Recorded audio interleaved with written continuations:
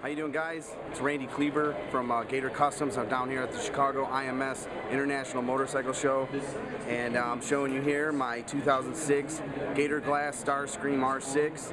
A couple cool things about this bike is our flush illumination Gator Glass, which is adorned all over the bike.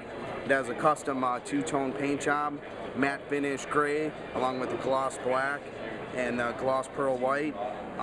We handcrafted the swing arm to fit on here, and custom painted by Gator Customs. So come down and vote for my bike, number 43.